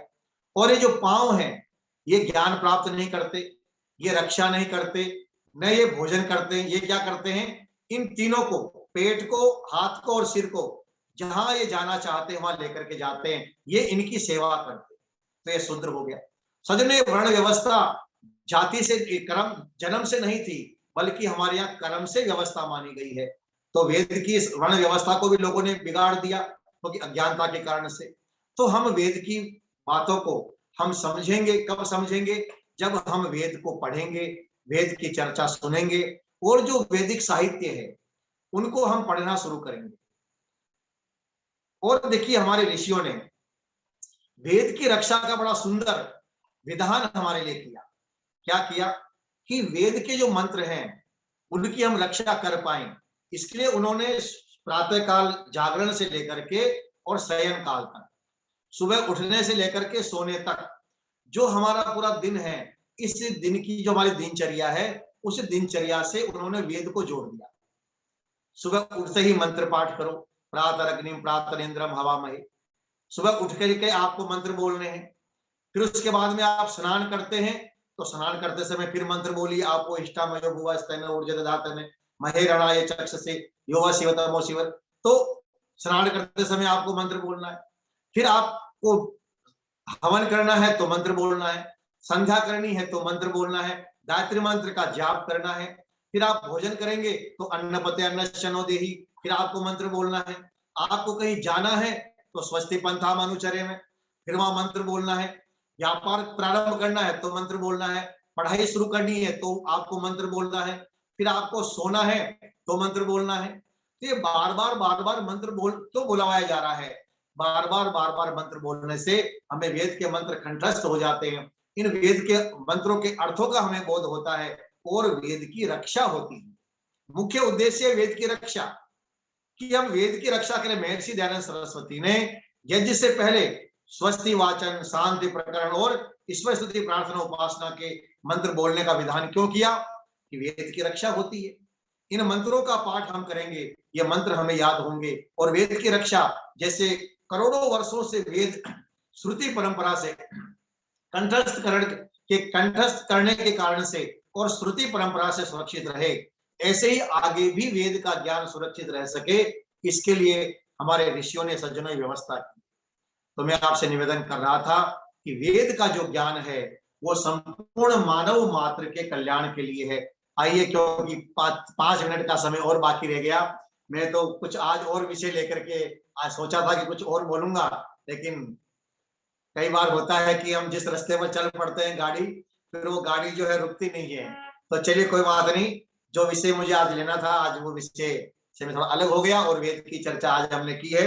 हमारे और भी जो विद्वान प्रतिदिन आप जूम ऐप पर जुड़े, और हमारे आदरणीय नरेंद्र दत्त जी आएंगे, और भी हमारे शास्त्री जी, हमारी बहनें जो विदुषी बहनें हैं, और भी हमारे विद्वान हैं, वो इस प्लेटफॉर्म पर आकर के आपके सामने वेद की चर्चा करेंगे, दर्शन, उपनिषद, रामायण, महाभारत आदि ग्रंथों की चर्चा करेंगे। मैंने आपसे परसों भी निवेदन किया था कि इन ग्रंथों को हम न पढ़ सकें, लेकिन 1 घंटा यदि आपने ये चर्चा सुन ली तो आप देखेंगे 1-2 महीने में तो आपके पास एक ज्ञान का भंडार आपके पास हो जाएगा, बहुत अच्छी नॉलेज आपकी हो जाएगी।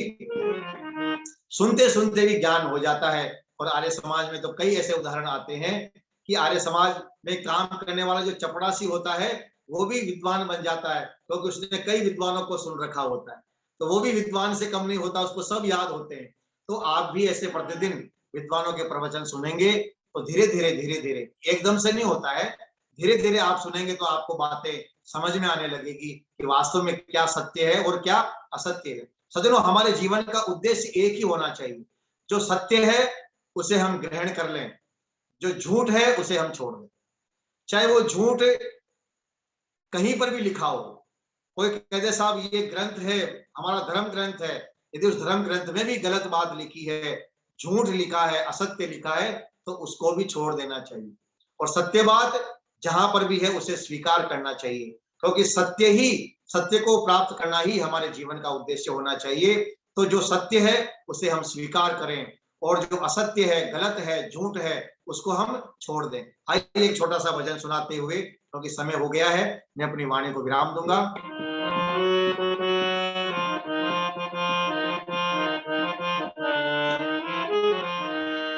ना तो देर है ना अंधेर है, तेरे कर्मों का ये सब फेर है। ना तो देर है ना अंधेर है, तेरे कर्मों का ये सब फेर है। चाहे कितने तीरथ नाले, मिटते नहीं कभी कर्मों के ताले। चाहे कितने तीरथ। आचार्य जी आवाज चलिए आपकी। आचार्य जी साउंड खोल लीजिए, आवाज चलिए। आचार्य जी आवाज चलिए आपकी। आचार्य जी, आचार्य जी आवाज खोल लीजिए। आचार्य जी की आवाज नहीं आ पा रही है। आचार्य जी आपकी आवाज नहीं आ पा रही है। जी आचार्य भवदेव जी, नेटवर्क की वजह से। चलिए आचार्य जी आपकी आवाज नहीं आ पा रही है, इस वजह से हमें रोकना पड़ेगा। डॉक्टर व्यास नंदन शास्त्री जी आप आ जाइए। बलराम जी नमस्ते, स्वागत है आपका।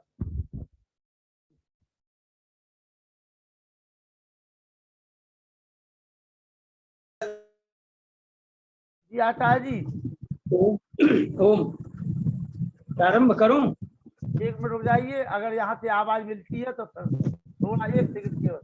आचार्य भवदेव जी। हाँ जी बोलिए। हाँ बोलिए बोलिए, भजन प्रारंभ करिए। को अब आवाज की दिक्कत को बाद में दूसरों आचार्य को यदि समय दे दीजिए। नहीं समय दे देंगे, मगर आप भजन पूरा करिए, पहले भजन पूरा करिए।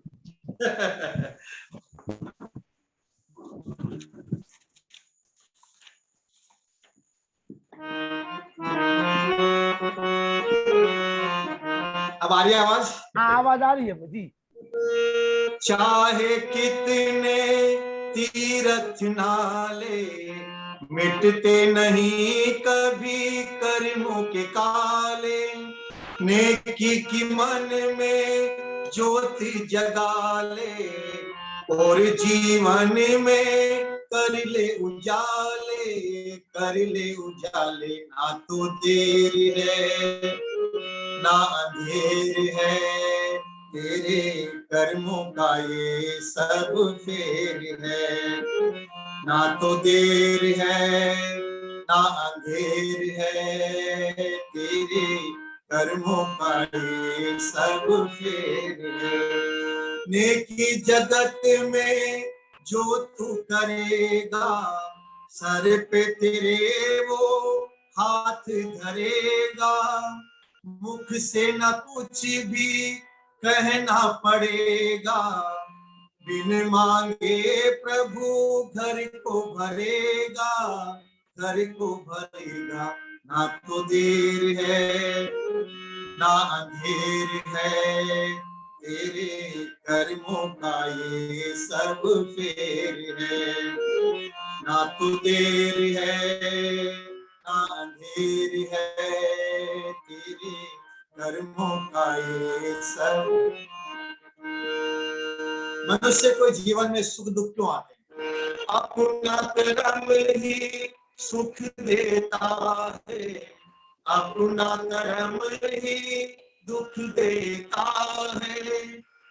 अपना कर्म बना जीवन देता है, धर्म मिटा जीवन देता है, जीवन देता है। ना तो देर है ना देर है, तेरे कर्मों का ये सब खेल है।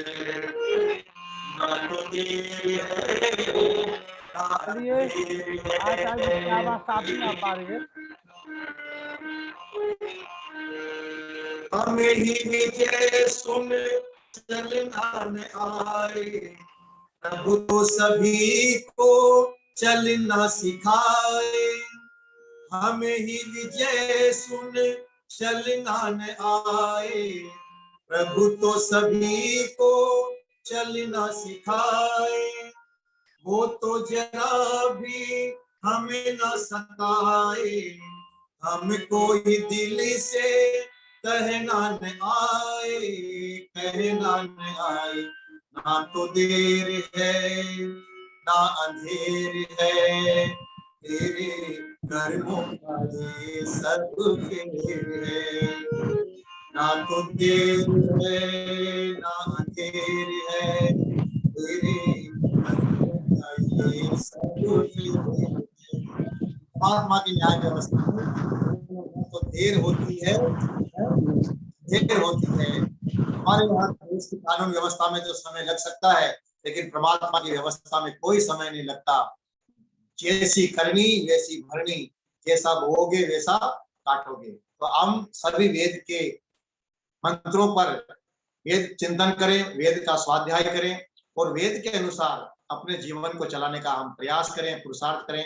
आप सभी ने 5 दिवसीय संगीत में वेद कथा का श्रवण किया, आप सभी का बहुत बहुत आभार, बहुत बहुत धन्यवाद। और लखनलाल जी का तो धन्यवाद हम किन शब्दों में करें, वो तो शब्द ही हमारे पास नहीं है। वो इतना पुरुषार्थ कर रहे हैं पिछले 365 दिनों से भी ज्यादा समय से कि लोगों को अधिक से अधिक इस वेद की के अमृत का पान कराया जा सके। तो बहुत बड़े पुण्य के भागी हैं आदरणीय श्री लखनलाल जी आर्य, उनको बहुत बहुत बधाई है, धन्यवाद है। और आप सभी श्रोता जुड़ते हैं, आप सभी का भी बहुत बहुत आभार, बहुत बहुत धन्यवाद। इसे हमारे श्रद्धेय आचार्य भक्त शास्त्री जी, उन्होंने इस कार्यक्रम को प्रारंभ करके हमारा बहुत बड़ा सहयोग किया और जिनके बलबूते पे आज हम इस कार्यक्रम को विश्व पटल पर पहुंचा सके। डॉक्टर व्यास नंदन शास्त्री जी, जो हमारे बहुत ही अच्छे आर्य जगत के मूर्धन्य विद्वानों में आपकी गिनती आती है और इतने सहायता है कि पहले दिन जब से आपको लिंक मिला है, कभी कोई व्यवस्था रही तो आप नहीं जुड़ पाए, लेकिन आप जुड़ते हैं और बहुत अच्छे श्रावक और वक्ता दोनों हमें मिल चुके हैं। डॉक्टर व्यास नंदन शास्त्री। ओम इंद्रं वर्धन्तो अप्सुरः कृण्वन्तो विश्वमार्यम् अपघ्नन्तो अरावणः। हे प्रभु हम तुमसे वर पावे, अखिल विश्व को आर्य बनावे। हे प्रभु हम तुमसे वर पावे, फैले सुख संपत्ति फैलावे। आप बढ़े प्रिय राष्ट्र बढ़ावे। हे प्रभु हम तुमसे वर पावे, वैर विघ्न को दूर भगावे। वैर विघ्न को मार मिटावे, प्रीति नीति की रीति चलावे। हे प्रभु हम तुमसे वर पावे, हे प्रभु हम तुमसे वर पावे। वैदिक धर्म के मर्म को युवा पीढ़ी में संप्रेषित करने के उद्देश्य को लेकर आर्य समाज महरौनी महर्षि स्वामीनारायण योग संस्थान की तरफ से विगत 1 वर्ष से लगातार यह कार्यक्रम चल रहा है, जिसके आयोजक और संयोजक के रूप में हम माननीय मित्रवर आर्य लखनलाल जी आर्य रत्न को सम्मान करते हैं कि इन्होंने 1 वर्ष से ऊपर के कार्यकाल को इस प्रचार कार्यक्रम को आगे बढ़ाने का अत्यंत प्रशंसनीय कार्य किया है। वेद का पढ़ना पढ़ाना और सुनना सुनाना सब आर्यों का परम धर्म है। निसंदेह इस परम धर्म के भागी आप खुद बने और दूसरे को बनाए, ये बहुत बड़ी बात। और इस कार्यक्रम से जुड़े जिनका भी प्रवचन सुन रहे थे भजन के माध्यम से आचार्य भवदेव शास्त्री जी, जो इस कार्यक्रम के प्रेरक हैं, और साथ ही साथ प्रारंभ जो जिन्होंने भजन के माध्यम से किया था पंडित नरेंद्र दत्त शास्त्री जी, जो नरेंद्र दत्त आर्य जी, जो बहुत ही सुंदर अपना सुमधुर भजन से इस कार्यक्रम को गति प्रदान कर रहे हैं। हमारे सभी सम्मानित विद्वद्गण, प्रोफेसर वेद प्रकाश शर्मा जी, माननीय नरोला साहब, आचार्य निष्ठा जी और माता चंद्रकांता आर्या जी, अन्य सभी विद्वद्गण, मातृशक्ति एवं देवियों, हम लोगों को इस कार्यक्रम में माननीय ललित मोहन साहनी जी का भी बड़ा सुंदर सहयोग मिला है और मिल रहा है। मैं इन्हें नहीं भूल सकता। सभी आर्य समाज के पदाधिकारीगण, सदस्यगण, सभासदगण और तमाम वेद से रुचि रखने वाले, शास्त्र रुचि रखने वाले सभी लोगों को बहुत बहुत साधुवाद, धन्यवाद। सज्जनों, वेद परमात्मा की वह कल्याणी वाणी है जिसका परम पिता प्रभु ने सृष्टि के आदि काल में 4 ऋषियों के हृदय मंदिर में वेदों का प्रकाश किया। वे 4 ऋषि हमारे आदि पूर्वज हैं, अग्नि, वायु, आदित्य और अंगिरा। उनके हृदय बहुत ही पवित्र थे, अंतःकरण पवित्र थे, और पवित्र अंतःकरण में परमात्मा ने 4 वेदों का ज्ञान का प्रकाश किया। उसके पश्चात अगर कोई शिष्य आया तो उसका नाम 4 वेदों को पढ़ने के कारण चतुर्मुख ब्रह्मा के नाम से विख्यात हुआ। और उसके बाद ब्रह्मा से लेकर जैमिनी पर्यंत तक निरंतर लाखों लाख वैदिक विद्वानों ने, वैदिक ऋषि मुनियों ने इस पर श्रम किया है। हमारे महर्षि पतंजलि ने और महर्षि यास्क ने निरुक्त के अंदर और महर्षि पतंजलि ने महाभाष्य के अंदर इस बात को कोट किया है कि हमारे यहाँ एक शब्द मात्र से भी गलती नहीं हुआ करती थी और वह शब्द दुष्ट बन करके हमें हानि पहुंचाने के काबिल हो जाता था। इसलिए शुद्ध रूप में वेदों का पठन पाठन, यज्ञ का पठन पाठन हो, इसके लिए निरंतर लोगों ने श्रम किया है। और निष्कारणो धर्म ब्राह्मणे निष्कारणो धर्म षडंगो वेदों ध्येयो ज्ञेयश्च, इस वाक्य से यह सिद्ध है कि यहाँ के विद्वान ब्राह्मणों ने 4 वेदों को निष्कारण ही पाठ करने की परंपरा रखी थी। जो एक वेद को पढ़ लेते थे वो वेदी या पाठक के नाम से जाने जाते थे। जो 2 वेद पढ़ते थे वे द्विवेदी कहलाते थे। जो 3 वेद को पढ़ लेते वो त्रिवेदी कहलाते थे, और जो 4 को पढ़ते थे वो चतुर्वेदी कहलाते थे। ये परंपरा गुरुकुलों में भी चली। और उसके बाद वेदों की रक्षा की जब बात हमारे माननीय आचार्य भवदेव जी कह रहे थे कि हमारी कर्मकांड के जो विधि है और पूरा जीवन उठने, प्रातः काल उठने से लेकर रात्रि शयन तक विभिन्न समयों में हम वेद पाठ करते हैं। इसका कारण ये है कि लोग वेद को कंठाग्र कर सकें और कंठाग्र कर लें ताकि उनका संपूर्ण जीवन वेदों के आधार पर ही चले। वेद के अंदर जो ज्ञान और विज्ञान भरा पड़ा है जिससे संपूर्ण विश्व आज आलोकित हो रहा है, और जितनी प्रकार की समस्या जाने अनजाने अगर है उसका निदान और समाधान वेद में ही है। इसलिए आवश्यकता है महर्षि स्वामी दयानंद सरस्वती उस कथन की ओर, वेदों की ओर लौटो, बैक टू द वेदास। इसलिए आवश्यकता है कि वेद प्रचार सप्ताह आने वाला है। इसी की आज हम लोग बैठक कर रहे थे निरंतर 2 घंटे से मैं यहीं हूँ और घर नहीं गया, सोचे यहीं पर कार्य आपका देख लूं, कर लूं, क्योंकि फिर रास्ते में ये बाधा हो जाती, इसलिए मैं वहीं बैठ करके अब तक पढ़ा हूँ। निसंदेह वेद का प्रचार और प्रसार में जो मन लगता है, दुनिया में और कोई काम करने में मन नहीं लगता, क्योंकि यह बिल्कुल आत्मा का विषय है, सबका विषय, संपूर्ण मानव मात्र का विषय बन जाता है।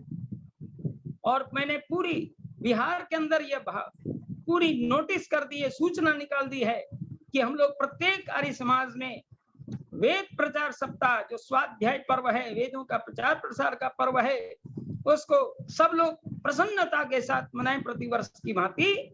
और साथ ही साथ कोरोना काल में जो अनेक प्रकार की जो गड़बड़ियां हुई थी, उसको हम लोग बांट लें और सब तरह से हम वेदों का प्रचार करें। ये वेद के पठन पाठन का त्योहार आने वाला है। श्रावण का त्योहार है, वेद के पठन पाठन का त्योहार है, स्वाध्याय पर्व है और भाई बहन का अद्भुत स्नेह का पर्व है। राखी उन्हें मिलती है और किस प्रकार राखी बांध करके वो वेद की रक्षा का प्रण लेते हैं, बहन की रक्षा का प्रण लेते हैं। और यह राष्ट्र तो बंधु बांधव का पर्व है, क्योंकि माँ भ्राता भ्रातन वीक्षण माँ श्वसान मुतस्वसा सम्यंच सव्रता भूत्वा वाचं वदतु भद्रया। ऐ भाई तुम भाई से द्वेष मत कर, ऐ बहन तुम बहन से द्वेष मत कर। लेकिन वेद में कहीं नहीं मिला कि माँ भ्राता स्वसारम दीक्षण, ऐसा नहीं मिला कि ऐ भाई तुम बहन से द्वेष मत करो। माँ भ्राता स्वसारम दीक्षण, माँ स्वसा भ्रातरम, इस प्रकार का प्रयोग वेद में नहीं है। इसका मतलब है कि वेद का प्रयोग स्पष्ट है कि भाई और बहन में कभी द्वंद्व नहीं होता, द्वेष नहीं होता, इसलिए उनके उपदेश नहीं मिलते।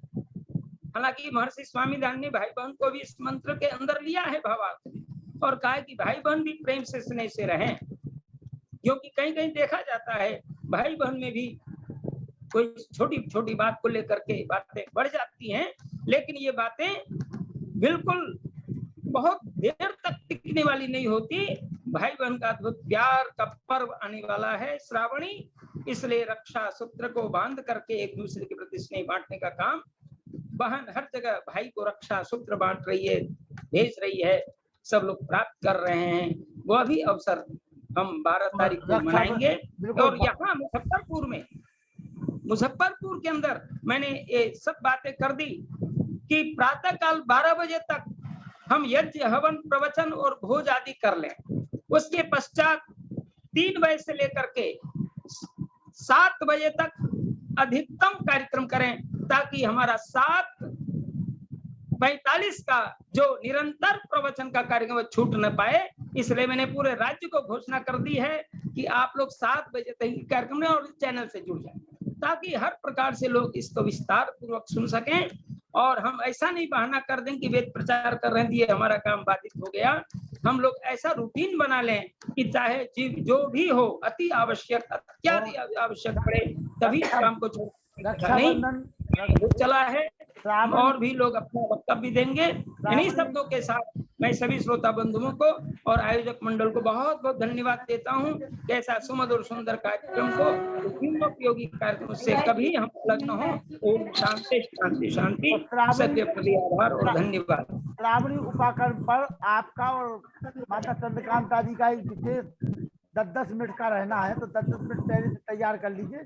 श्रावणी उपाकर्म पे वो आपस में तय कर लीजिए कि वो जो वो सुनाए वो आप ना सुनाए, ताकि दोनों पे तब पूरे हो जाए। जी सुनील जी मोगा पंजाब, हमारे पंजाब के प्रचारक है सुनील जी मोगा पंजाब।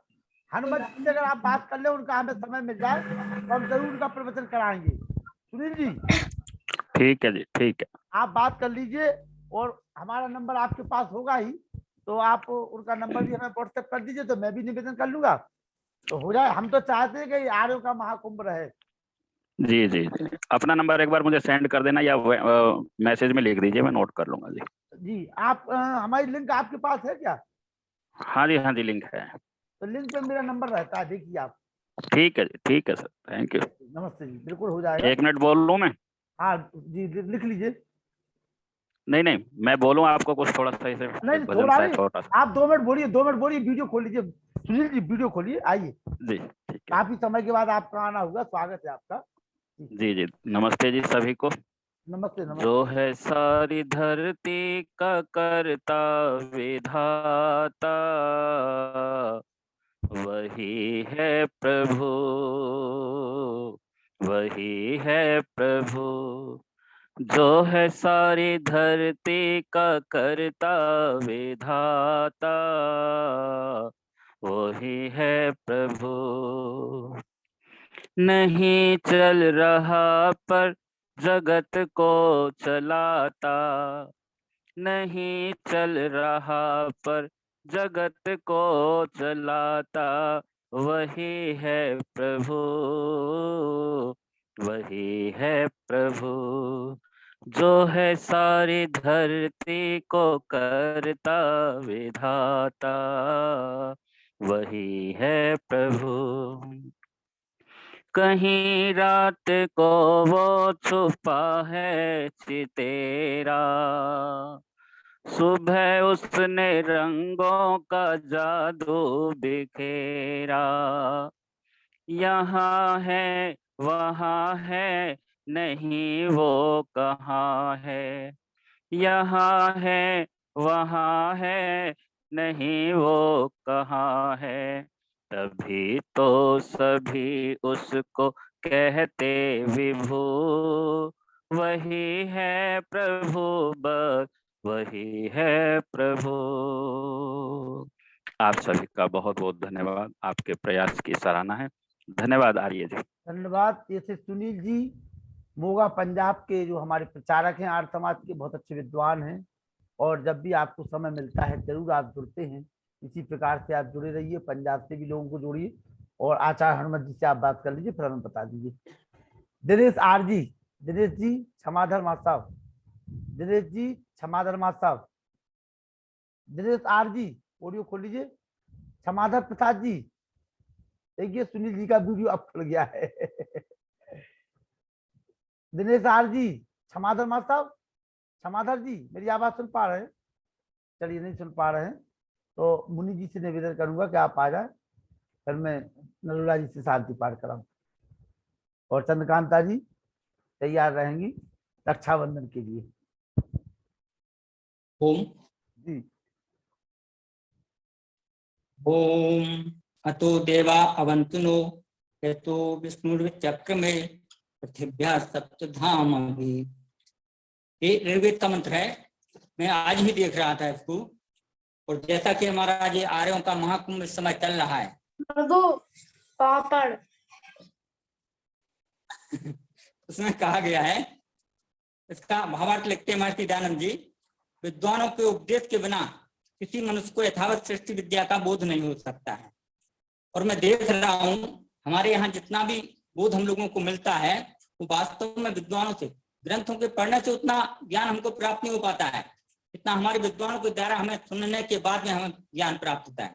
उन्होंने भाष्य किया हुआ है महर्षि दयानंद जी ने, ईश्वर के उत्पादन से करने के बिना किसी पदार्थ का साकार होना नहीं बन सकता, और इन दोनों कारणों के जाने बिना कोई मनुष्य पदार्थों से उपकार लेने को समर्थ नहीं हो सकता है, ऐसा महर्षि दयानंद जी कहते हैं। और मैं देख रहा हूँ वास्तव में विद्वानों का जो जमघट हमारे बीच में लगा हुआ है, एक एक विद्वान बोल रहा है, और चार चार छह छह, मैं तो कहता हूँ पूरे श्रोता भी हमारे विद्वान के रूप में यहाँ पर बैठे हुए हैं। तो इनके ज्ञान के माध्यम से हम लोग लाभ उठा रहे हैं सभी के सभी। आज का हमारा, मैं कल मैं नहीं जुड़ पाया था, हमारी लाइट नहीं थी। आचार्य भगवत शास्त्री जी, आचार्य व्यासनंदन जी, पंडित नरेंद्र दत्त जी, और हमारे ललित मोहन जी का अभी हम मैं देख रहा हूँ सम्मान करते हुए मैं नमस्ते करता हूँ। नरुला जी, माता चंद्रकांता जी, डॉक्टर साहब वेद प्रकाश जी, और जो अभी उद्बोधन दे रहे थे सभी के लिए मैं साधुवाद करते हुए बलराम सभी सेन के लिए एडवोकेट नमस्ते जी। जी क्षमाधर माँ साहब आ चुके हैं, आइए। मातर मार साहब जी, कमलांत जी, सभी को साधुवाद अभिवादन जी आइए क्षमाधर माँ साहब, बलराम सेन एडवोकेट तैयार रहेंगे। क्षमाधर माँ साहब आइए, बोलिए क्षमाधर माँ साहब। हाँ, आवाज खुल रही है? हाँ खुल गई, आप भी खुल गए, आ जाइए। जी, बहुत बहुत धन्यवाद सभी विद्वज्जनों को मेरा प्रणाम, और खास तौर से नरेंद्र दत्त जी का जो भजन से शुरुआत हुई है, बहुत बहुत उनको भी धन्यवाद। और भवदेव शास्त्री जी तो हमारे बहुत हृदय के नजदीक रहते हैं। जब भी मुझे पता लग जाता है मैं तुरंत जुड़ने की कोशिश करता हूं, पर कुछ परिस्थितियां रहती हैं। तो चलिए, बहुत बहुत धन्यवाद। और आज जो है शास्त्री जी ने इतना गजब का मतलब ये दिया गया है व्याख्यान, तो धर्म को जोड़ करके, सत्य को जोड़ करके, मतलब वेद को, और बहुत सरल उदाहरणों के द्वारा जिस तरह से उन्होंने एक लाइट का उदाहरण दिया है, उसमें चाहे हिंदू हो, मुसलमान हो, सिख हो, ईसाई हो, यहूदी हो, चाहे पारसी हो, सब समान उपयोग करते हैं। इसी तरह से वेदों के लिए बहुत बहुत धन्यवाद। मैं इतना ही कहना चाहूंगा। बहुत बहुत सभी को आभार, नमन। और इसी प्रकार से जुड़े रहिए और वेद की गंगा में डुबकी लगाते रहिए। बलराम सेन एडवोकेट ललितपुर, बलराम सेन एडवोकेट ललितपुर, बलराम जी आइए। बलराम जी,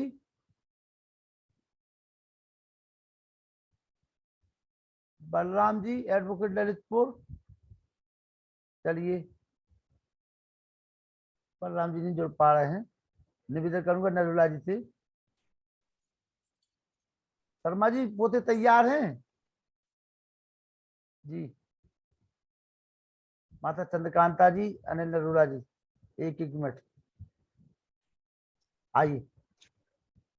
सभी आर्यजनों को सादर प्रणाम। नमस्ते। आदरणीय आचार्य भवदेव शास्त्री जी के सानिध्य में हमने इस सप्ताह में वैदिक ज्ञान और ईश्वर के स्वरूप के बारे में बहुत महत्वपूर्ण ज्ञान के बारे में सुना। जैसा कि महर्षि दयानंद जी ने कहा था कि उन्होंने कोई नया मत नहीं प्रारंभ किया है, कोई नई बात नहीं बता रहे हैं, वेदों का ज्ञान ही उन्होंने रिफ्रेश कराया, स्मरण कराया हम सबको। उसी प्रकार से ही आदरणीय भवदेव जी ने जो ज्ञान हमें प्राप्त कराया है, जो ज्ञान गंगा बहाई है, यद्यपि वो सब हम दिन प्रतिदिन रोजाना सुनते भी हैं, पढ़ते भी हैं, लेकिन आवश्यकता इस बात की है कि हम सभी इस प्राप्त ज्ञान को अपने जीवन में वास्तव में कार्यान्वित करें। तभी आदरणीय भवदेव शास्त्री जी का प्रयास, उनका परिश्रम और हमारा पुरुषार्थ तभी सफल हो पाएगा। तो इस बात के लिए हमें सबको जो प्रेरणा मिली है उसका हमें वास्तव में उपयोग करना चाहिए। तो बहुत बहुत उनका आभार और बहुत बहुत सबको प्रणाम, सबको नमन। माता चंद्रकांता जी।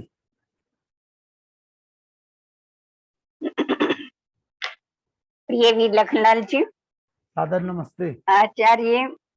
आचार्य भवदेव शास्त्री जी, आचार्य व्यासनंदन जी, नरेंद्र दत्त जी, पंडित नरेंद्र दत्त जी, मुनि पुरुषोत्तम जी, और मेरे भाई अनिल जी, सबको सादर अभिवादन, हार्दिक सप्रेम नमस्ते, और आप सबका बहुत बहुत स्वागत।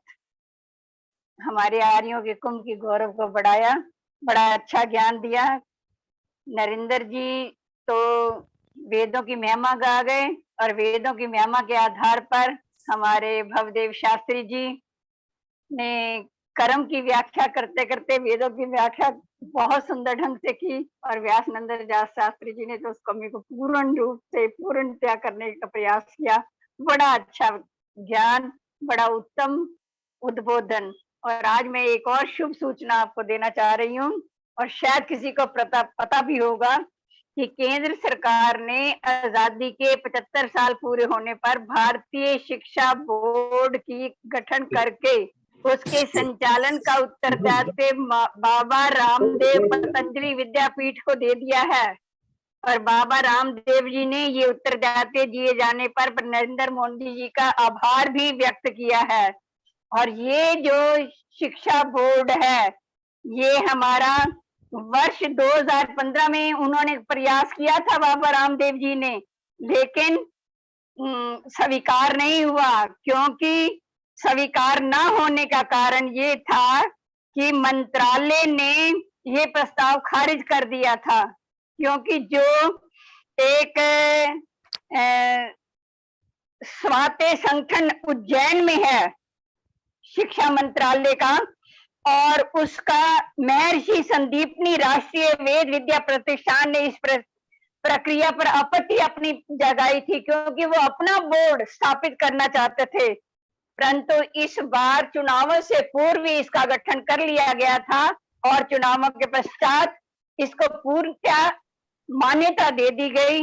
मेघालय के पाप धोने के लिए, मेघालय शिक्षा पद्धति जो हमारे देश में चली ना, उसके पाप धोने के लिए ये एक भारतीय शिक्षा बोर्ड जो सीबीएसई और सीबीएसई के आधार पर ही होगा, और इसमें पुरातन शिक्षा, महर्षि दयानंद का और आधुनिक शिक्षा का मिश्रण होगा। तो हम भारतवासियों के लिए ये बहुत ही खुशखबरी है, बहुत समाचार हर्ष और उल्लास का है। अब भारत के बच्चों का मानस जो है वह भारतीयता के अनुसार पर तैयार किया जाएगा। और उन्होंने भारतीय शिक्षा बोर्ड के गठन को लेकर प्रधानमंत्री का जो नरेंद्र मोदी जी का और गृह मंत्री अमित शाह का आभार प्रकट किया। स्वामी रामदेव जी विश्व का नेतृत्व करेंगे। वो कहते हैं कि ऐसे मानस हम इकट्ठा युवक तैयार करेंगे जो केवल भारत का नहीं पूरे विश्व का नेतृत्व करेंगे। धन्यवाद माता जी, धन्यवाद। और ये जो है बहुत शुभ समाचार आपने दिया है। और आजकल ये सोशल मीडिया पे पिछले 2 दिनों से खबर चल रही है और सभी के लिए खुशी की बात है। और आपने जिनको पता नहीं था उनको बता दिया है, इसके लिए बहुत बहुत धन्यवाद आपका। आप ऐसी सूचना, बड़ी प्रसन्नता हुई, मुझे तो बड़ी प्रसन्नता हुई, इसलिए मैंने बता दिया। मैं संभाल नहीं पाई आपकी प्रसन्नता। नहीं, बिल्कुल आपने जो है बता दी, ये बहुत अच्छी बात है। और बाबा रामदेव और आचार्य बालकृष्ण जी का ये पुरुषार्थ, महर्षि दयानंद सरस्वती का जो चिंतन था, अब लोग उसको समझ पाएंगे, उसको पढ़ पाएंगे। बहुत अच्छी बात आपने कही, बहुत बहुत आभार। और शांति पाठ करें हमारे बच्चे।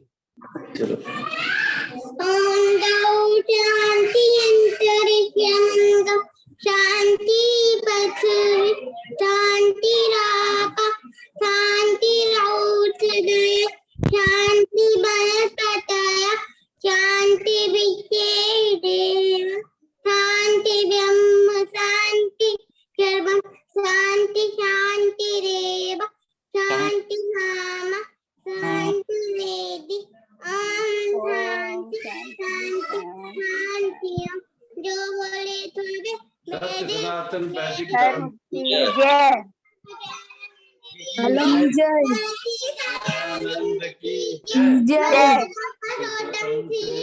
जय जय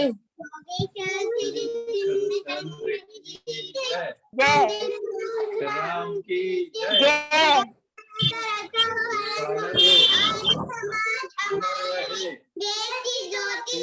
चलती रहे, ऊंचा रहे।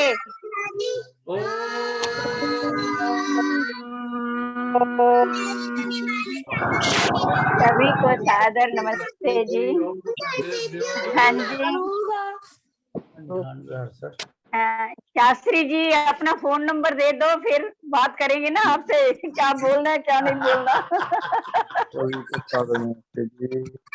सभी को चलिए मैं दे रहा हूँ आपको नंबर देते हुए। ठीक है जी, नमस्ते। हाँ जी, अभी हैं, चले गए हैं? तो है, अभी है। मैं नंबर दे दूंगा आपको, आप परेशान ना होइए। ठीक है, अच्छा हाँ जरूर दे देना। हाँ, भूलना नहीं, आप व्यस्त रहते हो ना, फिर भूल जाओगे। बिहार भेजा हूँ, बिहार भेजा हूँ।